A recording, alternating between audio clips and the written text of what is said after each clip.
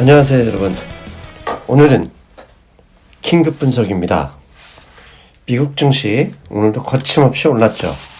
다행스러운 건 최근에 증시 상승의 기울기, 가파른 속도는 한국, 중국을 비롯한 이머징이 높습니다. 다른 이머징 우리는 관심이 없죠. 한국 증시 오늘 아마도 2200포인트, 코스피 기준으로 2200포인트를 넘어설 것 같습니다. 이미 하이닉스는 10만원 목전에 있고 삼성전자도 6만원을 돌파하는 게 시간 문제일 것 같습니다. 당연히 이렇게 좋아지니 위기로는 점점 사라지죠.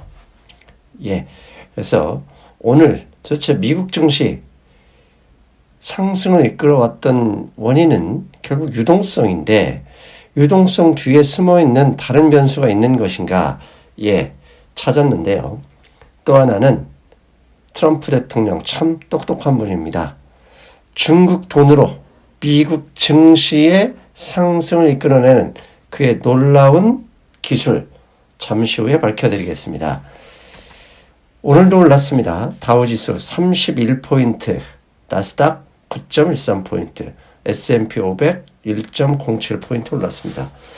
이미 과열 신호라는 것을 다양한 지표를 통해서 보여주고 있는데, 증시는 그런 건 난 모르겠다, 무조건 오르자, 그렇게 말하는 것 같습니다. 우리 증시에서 반대 지수를 꼽으라 그러면 변동성 지수 VIX입니다. 변동성 지수는 이미 1년 내 최저 수준으로 떨어져서요, 여기서 바로 뭔가 악재를 가지고 튀어 올라도 아무도 이야기할 수 없는 구간에 진입했습니다. 즉, 주가가 폭락한다는 의미가 아니라 과열권, 변동성 지수가 한번 튈 구간에 있으니 아직도 못 사서 어떻게 해야 될지 안달한다라는 fear of missing out, 포모에 시달리는 분이라면 이제는 조정을 기다리고 충분히 매수에 진입할 시기가 가까이 왔다, 이렇게 말씀드리겠습니다. 어제 미국 시장에서 증시를 끌어올린 이유 중에 하나는 11월 주택 허가 건수, 하우징 스타츠 때문입니다.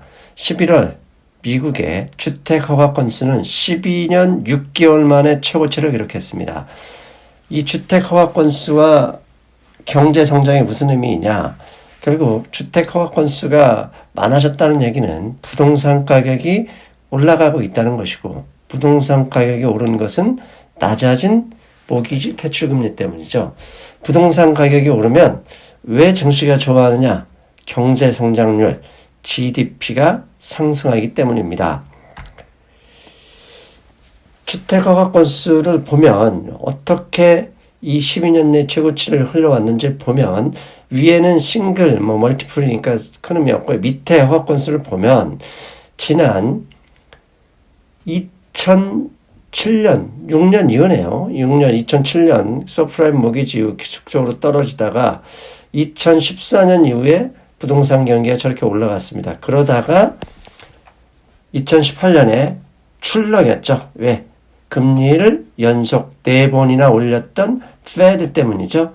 그런데 작년이 아니죠. 올해 미국은 3번 연속 금리를 인하했고요. 이렇게 금리를 인하하니 30년 만기 모기지 대출 금리는 지금 2016년 당시 기준금리 0.75% 수준만큼 떨어져 버렸습니다. 불과 1년 전에 모기지 30년 만기 미국의 모기지 금리는 5.0% 가까이 갔지만 현재는 3.7% 수준이라는 거. 3.7%의 모기지 금리는 2016년 7월 이후 가장 낮은 금리고, 2016년 7월은 기준금리 0.75% 수준이었다는 점, 현재 기준금리 1.75%라는 걸 감안하면 모기지 금리는 상대적으로 더 낮다.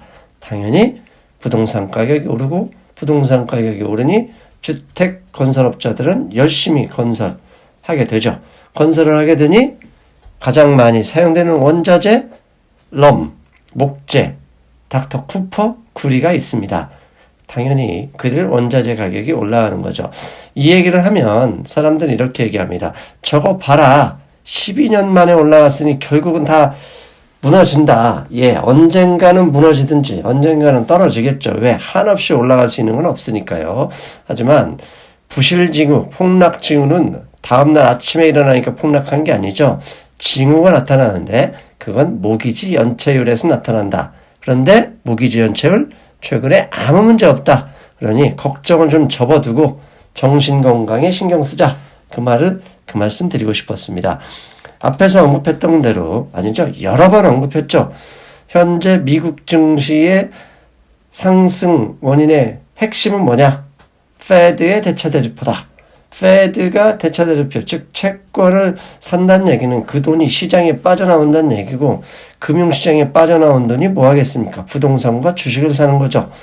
그런데 불과 3개월 동안 페드는 7,720억 달러라는 어마어마한 금액으로 레포 시장에 개입하고 있고, 그 마지막 자금은 언제다? 1월 2일이다. 1월 2일에 1,500억 달러까지 투입할 예정이니 1월 2일 전까지는 주식시장이 좋아할 수밖에 없고 상승 엔진을 가동할 가능성이 높은 것이죠.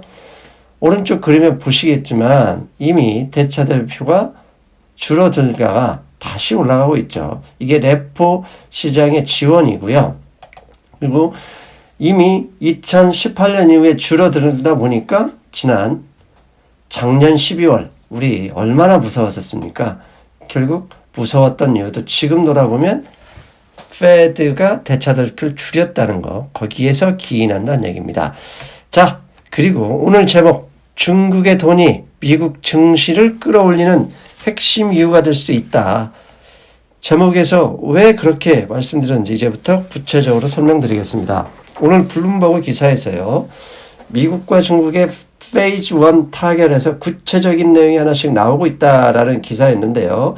그 중에 핵심 내용이 2년 내, 앞으로 2년 동안 중국은 2천억 달러에 달하는 미국산 제품을 수입해야 된다라는 규정이 있다고 합니다. 저 2천억 달러 안에서 500억 달러가 농산물이라는 사실, 그건 이미 주초 월요일 날 방송에서 미국과 중국의 협상안에 대해서 설명드리면서 말씀을 드렸죠. 자, 2천억 달러가 미국산 제품을 수입하는 게 미국 증시하고 무슨 상관이 있는지 헷갈리신다고요? 예, 상승미소가 그 이유를 하나씩 밝혀드리겠습니다. 그 전에 미국에서 중국이 수입을 늘린다는 얘기는 미국은 수출이 늘어난다는 얘기죠. 그러면 수출이 늘어나면 GDP와 무슨 관계가 있는지 돈의 감각에서 배웠던 GDP 산출 공식 오늘 잠깐 공부해 보겠습니다. GDP의 산출 공식은 가계가 소비하는 양, 1년 동안 가계 소비 양 플러스 기업 투자 금액 플러스 정부 지출 플러스 수출 마이너스 수입입니다. 수출 마이너스 수입은 무역 흑자를 얘기하겠죠. 수입이 많아지면 무역 적자, 수출이 많아지면 무역 흑자가 됩니다. 그렇다면 중국이 2년 내에 2천억 달러 이상을 추가로 구입해줘야 되는데 2천억 달러만큼 미국의 GDP에 플러스가 된다는 얘기입니다. 그런데요, 중국이 1년에 미국산 제품을 평균적으로 1200억 달러 수입을 합니다. 거기에 플러스 2천억 달러를 더 사야 한다고 하니 미국은 그걸 2년 동안 2천억 달러, 그러면 1년에 1000억 달러만큼 GDP가 상승한다는 얘기 있죠. 그리고 그럼 갑자기 왜 중국산 수입과 GDP, 그건 알겠지만 왜 그게 증시 상승의 재료가 되느냐? 예, 한 단계 좀 더 깊이 들어갑니다. 중국이 수입을 확대한다는 얘기는 미국산 땅을 사간다는 게 아니죠. 뭔가 사가야 됩니다. 그렇다면 그 금액, 어마어마한 금액을 어디에서 사가느냐? 어느 섹터에 있는 기업의 제품을 사가느냐? 어느 섹터에 있는 뭔가 상품을 사가느냐에 따라서 희비가 엇갈릴 것이다. 농산물을 2년 동안 500억 달러를 사가라. 당연히 농산물 가격이 올라갈 수 있고요. 그 2천억 달러 중에 뭔가 사가야 된다. 석유를 사가야 될 가능성이 있다 그러면 석유 제품 가격이 올라갈 수도 있고요. 아니면 애플 휴대전화를 사가든 반도체를 사가든 뭔가 사가는 기업들, 사갈 수 있는 가능성이 있는 기업들의 매출 증가, 이익 증가, 당연히 주가 상승으로 이어질 수도 있는 것이다.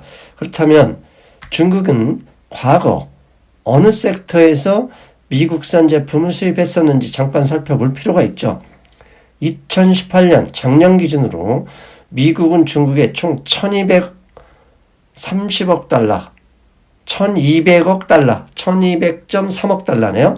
1200억 달러를 중국에 수출했었는데 대부분 핵심이 운송장비, 컴퓨터, 반도체, 화학제품, 의약품 이런 거였습니다. 그렇다면 저기에 플러스 2천억 달러를 2년 동안 늘려야 되면 1년에 1천억 달러를 추가로 해야 되는데 250억 달러를 농산물에다 배정하고 나머지는 뭘 사가겠습니까?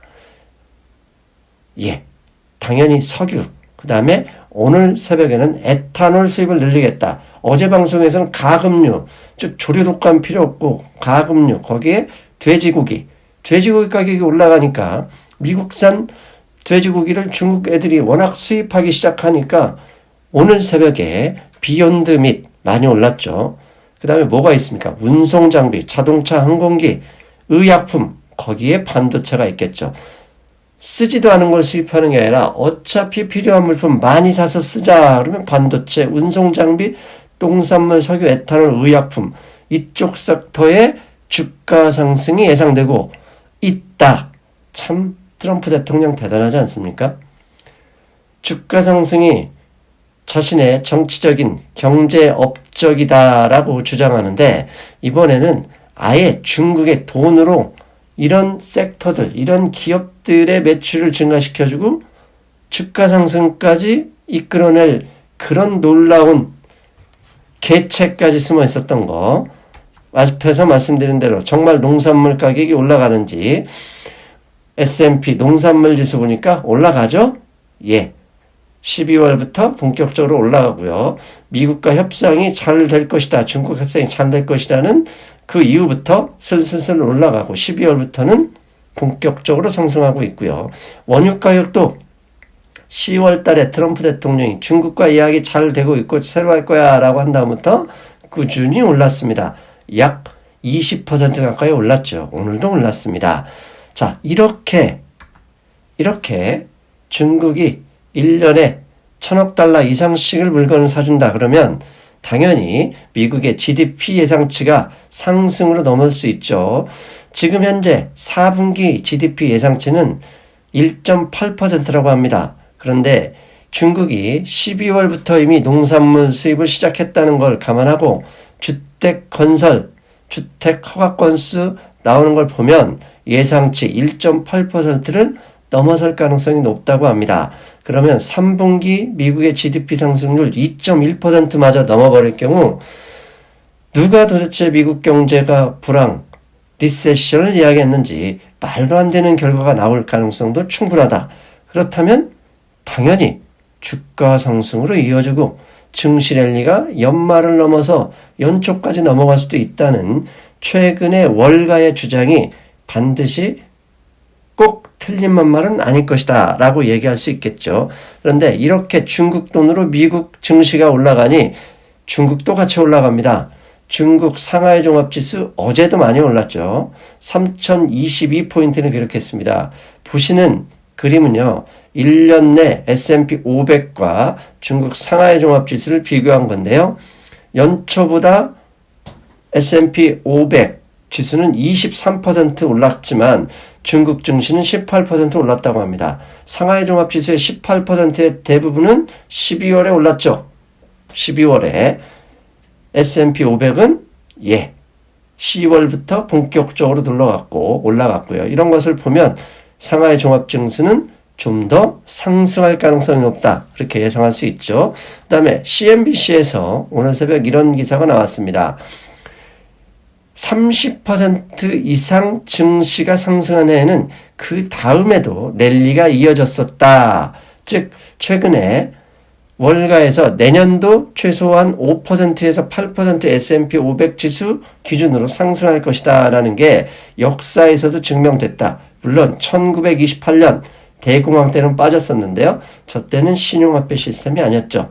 신용화폐 시스템, 본격적으로 신용화폐 시스템이 도입된 71년 닉슨 대통령의 금태환 정지 이후에는 30% 올랐으면 그 다음에도 그대로 이어졌다. 그게 자연에서 얘기하는 가속도의 법칙이다.